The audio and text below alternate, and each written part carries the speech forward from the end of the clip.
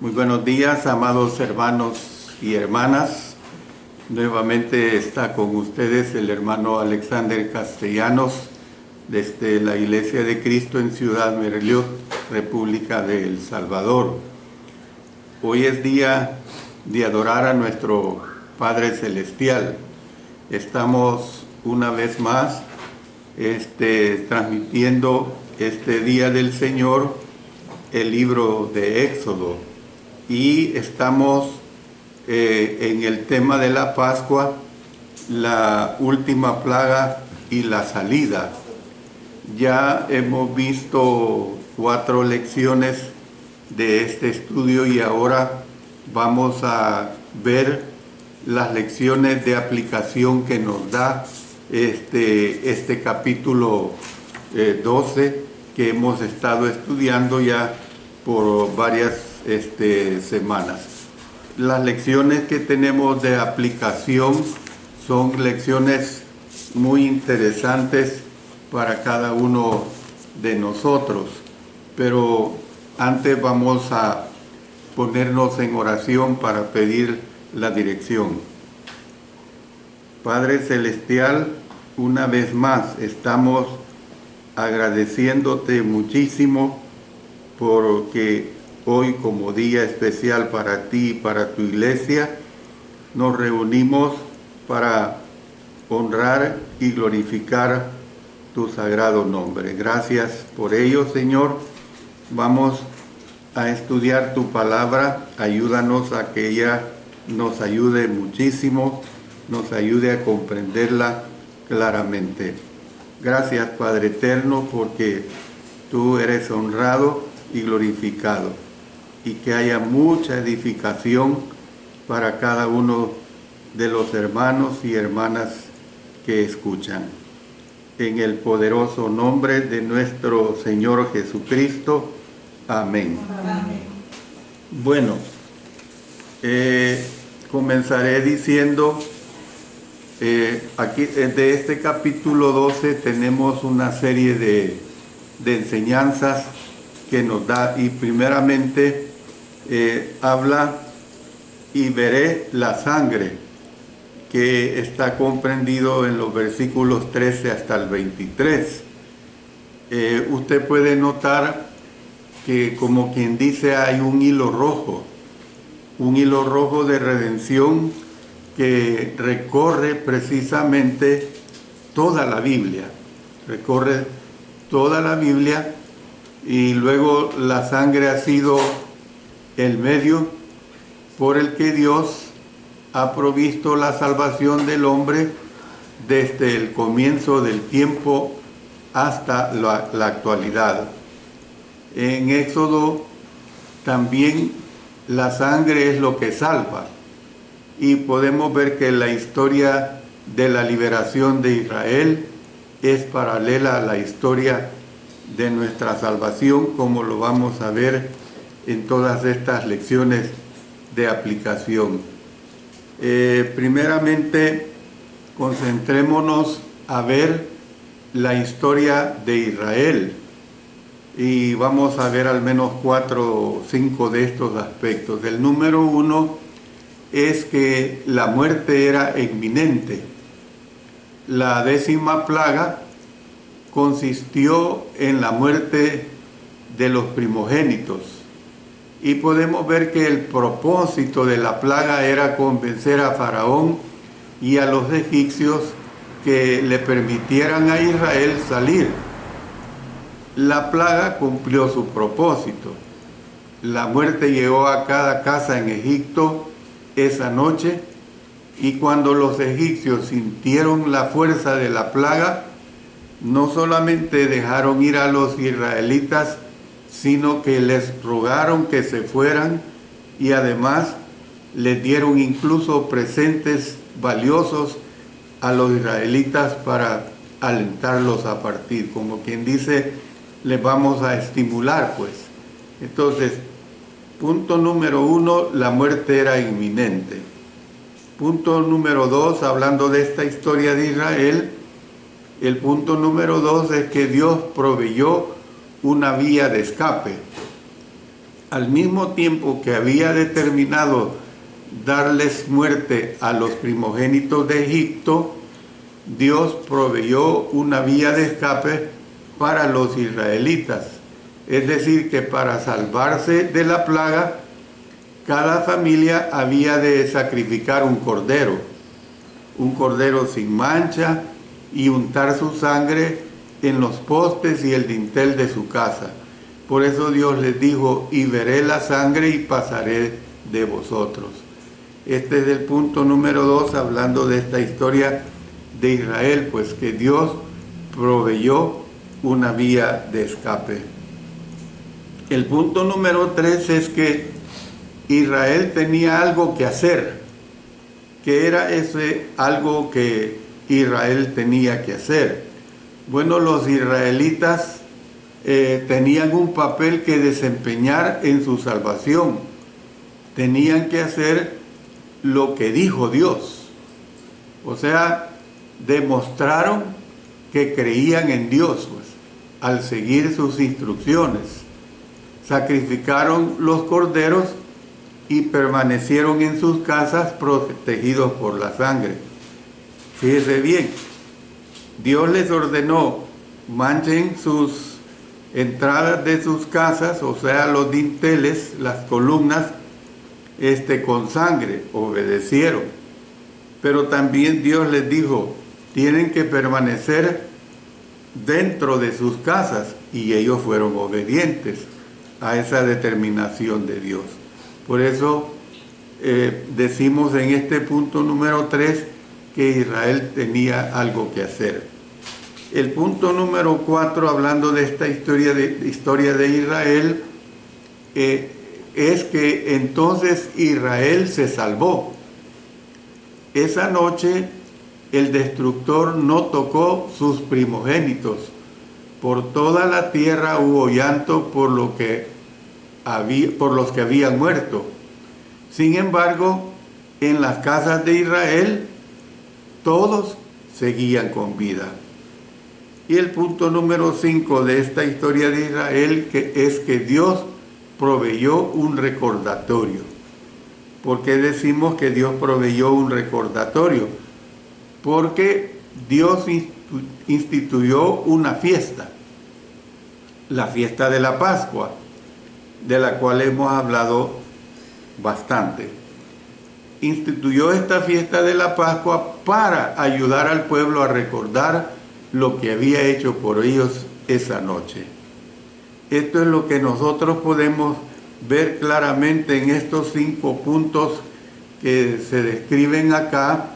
La muerte era inminente, Dios proveyó una vía de escape, Israel tenía algo que hacer, entonces Israel se salvó, y por último Dios proveyó un recordatorio.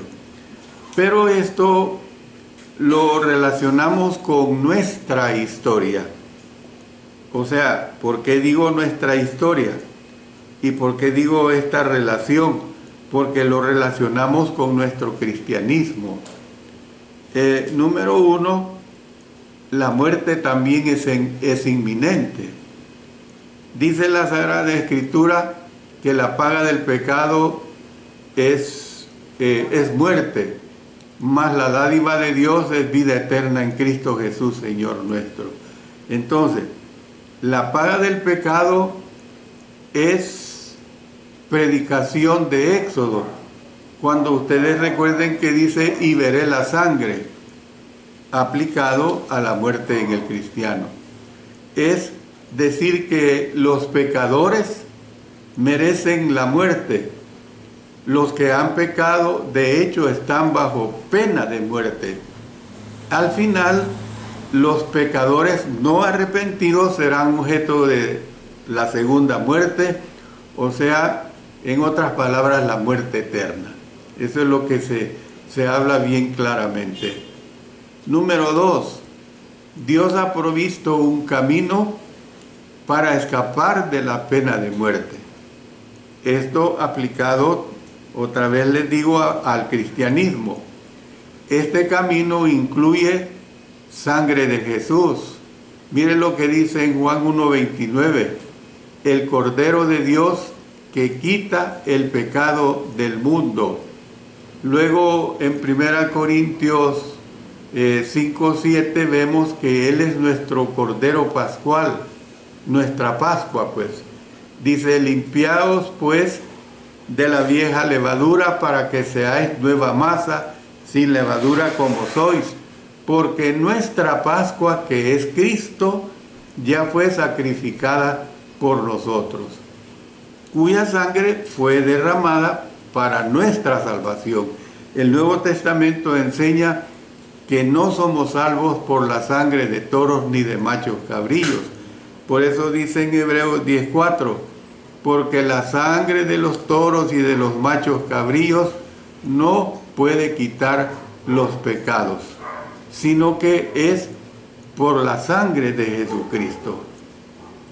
Número 3, tenemos algo que hacer. La relación que decíamos con los israelitas, ellos tenían que hacer algo, manchar sus puertas con sangre, estar resguardados dentro de sus casas. Eso era órdenes de parte de Dios. ¿Qué tenemos que hacer algo los cristianos? La pregunta es, ¿tenemos nosotros un papel que desempeñar en nuestra salvación? La respuesta es que sí, porque demostramos nuestra fe en Dios y en sus provisiones para nuestra salvación cuando seguimos sus instrucciones. Es decir, que somos salvos por la sangre de Cristo, cuando después de haber confesado nuestra fe en Él y habernos arrepentido, somos bautizados en Cristo, o sea, en la muerte de Cristo. Mire lo que usted conoce muy bien, lo que nos dice Hechos 2:38. Arrepentíos y bautícese cada uno de vosotros en el nombre de Jesucristo. Y número 4, ¿qué es lo que vemos en este punto número 4? Entonces somos salvos. Es decir, cuando obedecemos las instrucciones del Señor, podemos reconciliarnos sabiendo que todos nuestros pecados han sido lavados. El número 5 es que Dios provee un recordatorio. Como en la historia de la salvación de los israelitas, Dios ha instituido una fiesta conmemorativa que hemos de guardar, no anualmente, sino cada semana. Y la cena del Señor, el memorial del cuerpo y sangre sacrificados de Cristo Jesús, fue dado para que recordemos constantemente lo que Dios hizo por medio de Cristo para salvarnos. Entonces, así de igual manera resumimos estos 5 puntos en aplicación a la historia y vida del cristiano. 1, la muerte es inminente. 2, Dios ha provisto un camino. 3, tenemos algo que hacer. 4, entonces somos salvos. Y 5, Dios provee un recordatorio. ¿Qué es lo que podemos decir en conclusión a todas estas declaraciones? Dios todavía dice, veré la sangre y pasaré de vosotros. Es decir, cuando nosotros somos cubiertos por la sangre de Cristo, no nos hará responsables por nuestros pecados, no importa los que sean. Sin duda usted deseará tener tal bendición, y la pregunta es, ¿ha venido a Jesús para recibir el poder limpiador? ¿Ha sido lavado en la sangre del Cordero? Bueno, las mismas declaraciones que he dado en relación al cristianismo le dan la respuesta. Usted tiene que venir al Señor arrepentido de sus pecados, confesarle y luego ser bautizado para la remisión de todos sus pecados. Entonces, volviendo al énfasis de Cristo, que es nuestra Pascua, El Cordero de Pascua fue un tipo de Cristo, o sea, nuestra Pascua. Mire, repitiendo lo que nos dice 1 Corintios 5:7. Limpiaos pues de la vieja levadura, para que seáis nueva masa, sin levadura como sois, porque nuestra Pascua, que es Cristo, ya fue sacrificada por nosotros. Entonces, miren, hay un resumen que quiero tomarlo en cuenta con ustedes, que son 10 aspectos. Número 1, fue inocente. Número 2, el inocente sufrió por el culpable. Número 3, fue sumiso y se resignó a la muerte. Número 4, ni un hueso suyo fue roto. Número 5, el Cordero fue ofrecido desde la fundación del mundo. Dios se propuso enviar a Cristo antes de que el mundo existiera. Número 6, fue al comer la Pascua que los israelitas fueron rescatados de la muerte. Es por comer, en un sentido figurado, del cuerpo de Cristo. Mire lo que dice Juan 6:56. El que come mi carne y bebe mi sangre, en mí permanece y yo en él. Entonces, podemos decir que en un sentido figurado del cuerpo de Cristo, que las personas hoy en día son salvas. Número 7, el Cordero estuvo con vida durante 4 días antes de ser sacrificado. ¿Cuál es la relación con Cristo? Cristo estuvo en Jerusalén 4 días antes de la crucifixión. Número 8, el Cordero era un macho en la flor de la vida, sin mancha ni defecto. En una palabra, podemos decir que era perfecto ese Cordero. Así también fue nuestro Señor Jesucristo, perfecto en el completo sentido de la palabra. Número 9, tanto el Cordero como el Señor Jesús murieron a las 3 de la tarde. Número 10, ambos murieron el 14 de Abiv, o sea, del mes de Nisán. Y número 11, los grandes mandamientos que conmemoraban las 2 liberaciones, la Cena del Señor y la Pascua judía, fueron instituidos antes de los acontecimientos que se habían de conmemorar. O sea, hubo una preparación clara, tanto para los israelitas como para nosotros los cristianos. Bueno, pero sigo viendo más aspectos importantes. ¿Cómo eliminar la levadura? Muchas veces la levadura, en un sentido hablando, se usa en el sentido negativo. Los israelitas tuvieron que deshacerse de la levadura de sus hogares durante la fiesta de los panes sin levadura. Hoy en día, cuando los judíos celebran la Pascua, eliminan ceremonialmente de sus casas todo lo que podría ser utilizado como levadura. El requisito antiguo testamentario permite pues comprender las instrucciones que nos da el apóstol Pablo. Vamos a leer 1 Corintios 5, 6 al 8, que ya hemos tomado en cuenta el versículo 7. ¿No es buena vuestra jactancia? ¿No sabéis que un poco de levadura leuda toda la masa? Limpiaos pues de la vieja levadura, para que seáis nueva masa, sin levadura como sois, porque nuestra Pascua, que es Cristo, ya fue sacrificada por nosotros.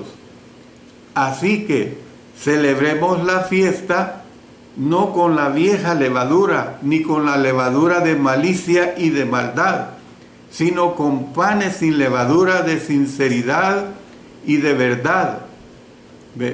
Entonces, ¿qué es lo que pasa?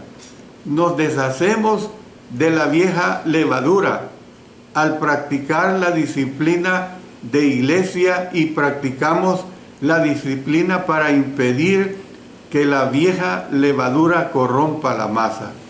Es decir, tenemos que impedir pues que la iglesia sea influenciada negativamente por algún miembro pecador no arrepentido. También podemos aplicar las instrucciones de Pablo a la vida particular de cristianos. Todos nosotros deberíamos pues deshacernos de las malas influencias en nuestras vidas. Y fíjese que otro mensaje que nosotros tenemos aquí de este versículo, de este capítulo 12, es que nosotros tenemos que acoger a los extranjeros. Éxodo nos deja claro que entre los israelitas vivieron extraños, o sea, extranjeros no israelitas, pues, que se les permitió formar parte de Israel y que habían de ser tratados bien. En cierto sentido, Israel pues sirvió como una sociedad misionera de Dios para atraer a los no israelitas al Dios verdadero. Entonces, ¿qué es lo que vemos nosotros en la aplicación al cristianismo? Que nosotros también debemos acoger a los extranjeros. ¿Quiénes podemos llamar los extranjeros? Las personas no miembros, pues, en nuestro cuerpo. O sea, instarles a ser parte de nosotros y tratarlos bien. Nosotros, o sea, la iglesia, somos, por decirlo así, esa sociedad misionera de Dios para atraer a los no cristianos a la fe obediente en Cristo Jesús. Entonces, ¿qué es lo que vemos? Esto da como la aplicación, pues, de que nosotros somos salvos por medio de la sangre. Es decir, que para ser salvos de la destrucción, cada hebreo tenía que estar dentro de un área marcada por la sangre de un cordero sin mancha. Fuera del refugio comprado con sangre, los egipcios sufrieron la pérdida de sus primogénitos, sus bienes más valorados y amados, pues. Fue un precio muy alto. Sin embargo, fue el medio por el cual Dios hizo posible que los israelitas pudieran salir libres. Entonces, lo que vemos es que para recibir la salvación de nuestras almas hoy en día, nuestras posesiones más apreciadas, hay que recurrir a la sangre redentora de Cristo, el prototipo perfecto del Cordero Pascual. Por eso el apóstol Pablo dice en Romanos 6, 3 y 4, los que hemos sido bautizados en Cristo Jesús, hemos sido bautizados en su muerte, somos sepultados juntamente con él para muerte por el bautismo, a fin de que como Cristo resucitó de los muertos por la gloria del Padre, así también nosotros andemos en vida nueva. Romanos 6, 3 y 4. Entonces, ¿qué es lo que vemos? Voy a terminar con estas lecciones de aplicación que nos presenta el capítulo 12 de Éxodo. Cuando nosotros respondemos a Jesús, el primogénito precioso de Dios, cuando nosotros respondemos a Jesús en fe y arrepentimiento, siendo inmersos en Él, entramos en relación con la sangre que derramó en su muerte, después de haber sido lavados de nuestros pecados con su sangre. Y esto lo dice Apocalipsis capítulo 1, versículo 5. Entonces nosotros vamos con Él por el camino angosto a nuestra prometida tierra celestial. Eso es lo que nosotros tenemos que entender y tenemos que ver todas las lecciones que nos presenta pues este capítulo 12 de Éxodo que estamos estudiando, y con esto concluimos. Yo voy a pasar al capítulo, o no voy a dar un estudio adicional de por qué fue necesaria estas plagas en la hora del sermón, para entender pues completamente el por qué Dios procedió así, de esta manera. Termino pues el mensaje de esta mañana, mi primer mensaje, el número 43 sería, para posteriormente continuar con este excelente estudio de la palabra de nuestro Dios. Oremos. Padre eterno, te damos agradecimientos porque nos has permitido concluir este capítulo 12 de Éxodo. Y vamos a seguir estudiando cada capítulo para que nos ayude a poder comprender más y aplicarlo a nuestras vidas dedicadas a ti y a nuestro Señor Jesucristo. Permite pues, Señor, que nuestras mentes sean claras en el estudio de tu palabra y que todo sea para honra y gloria tuya. Lo hacemos todo en el nombre de nuestro Señor Jesucristo. Amén. Amén.